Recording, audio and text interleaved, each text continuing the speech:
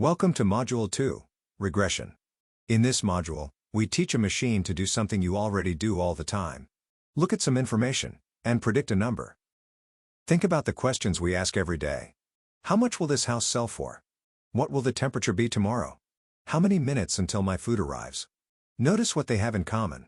Every single answer is a number. And that is the whole idea behind regression. The answer is not a category, like cat or dog. It is a quantity, a value that can land anywhere along a scale.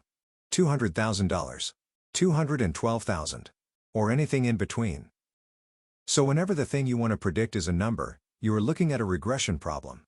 You hand the model some facts, the inputs. It hands back a number, the output. Size in, price out. Weather in, temperature out.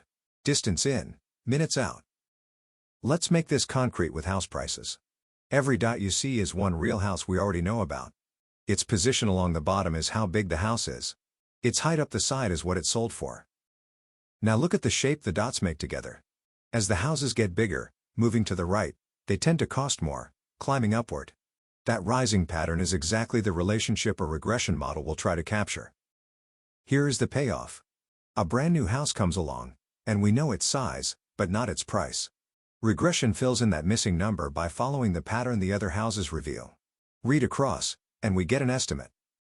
So here is the big picture. Regression predicts a continuous number from the features you give it. Houses, temperatures, delivery times, anything measured on a scale. Next, we will draw the single most important tool for the job. A straight line through the data. Linear regression.